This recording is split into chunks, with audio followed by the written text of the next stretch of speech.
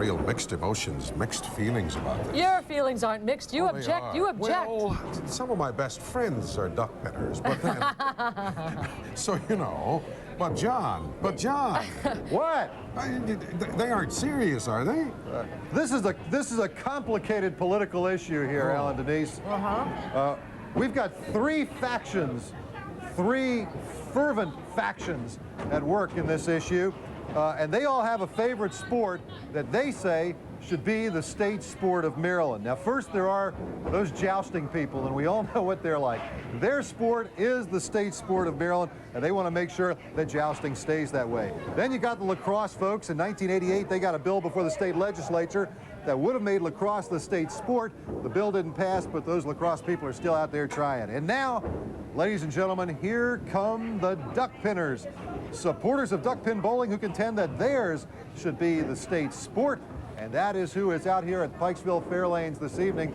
There's a group of dedicated duckpin bowlers who are here, determined to do everything that they can to get jousting moved out as the state sport and to get duckpins moved in as the official state sport of Maryland.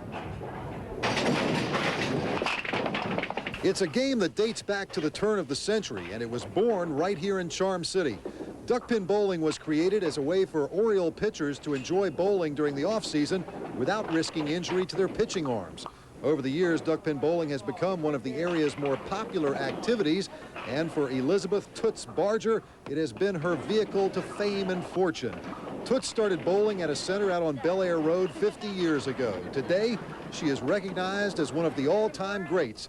She's in the Duckpin Hall of Fame, and she is determined to see this sport get its just due. Toots, why do you feel like this sport deserves to be the state sport? Because there's so many people bowl, everybody from any age, from 2 years from the time they can walk until they can't walk. And handicap, physical defects, anything, anybody can bowl. And you never get too old to bowl. I know some people in their 90s that bowl. One thing, it's a participating sport that everybody can participate in, and then you do have your pro bowlers too. So that gives it a shot in the arm and makes people realize that it's an affordable sport. All right, that's Toots. She still bowls 3 times a week. She's a wonderful person, truly lovely lady. And she is part of this drive. They're going to get petitions out at area duckpin bowling centers around Baltimore, and hope to get enough names on those petitions to get some sort of case presented to the General Assembly by early 1992 in the hopes of making duckpin bowling the new official state sport of Maryland.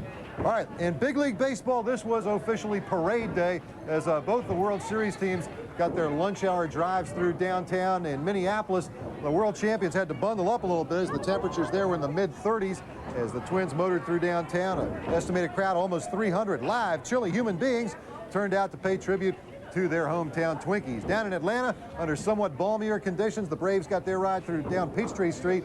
Braves, like the Twins, went from worst to first this season, came up just 1 run short in Game 7 of one of the most dramatic World Series of all time. And today they got a hero's welcome back home in hot Atlanta. And now, less than 48 hours after the last pitch of the World Series was thrown, the first negotiating pitch has been made by World Series most valuable player Jack Morris. He has announced that he will not exercise his contract option for next season. That option called for the Twins to pay Morris $3.7 million. He thinks he's worth substantially more. Similar situation in Pittsburgh. Pirates outfielder Bobby Bonilla has turned down the Pirates' latest offer of $4 million a year. Bonilla says that's not enough, and he's got to make sure that he finds the right situation for him and his family. A couple of managerial hirings in Major League Baseball today. The new skipper in Seattle, Bill Plummer, you may remember, was a backup catcher for the Cincinnati Reds during the glory days of the mid-70s. He was Johnny Bench's backup. Plummer gets a 3-year deal to manage the Mariners. And as we talked about yesterday, the new Yankee skipper is former Yankee third base coach Buck Showalter, fired 3 weeks ago when they blew out Stump Merrill and his staff. Showalter now gets brought back as the main guy. Buck Showalter, the new manager of the New York Yankees. In pro football, Monday Night Thriller went down to the final minute. Had the Chiefs home against the L.A. Raiders. Second quarter, Raiders led at 11-7. Jay Schrader at the wheel for L.A. We're going to see it? Nope, we're not going to see it? Okay, that's fine. We're done out here at Pikesville Fairlanes. Once again, that movement afoot to make duckpin bowling the state sport of Maryland. I should probably tell you the final score of that Monday night game last night. The Chiefs won it 24-21. I'm out of time. We're going to have more for you coming up this evening at 11 o'clock. For now, it is back up to you, Denise Coe. Thank you. John Buren live. The battle line in the war on drugs is often as close as the house next door.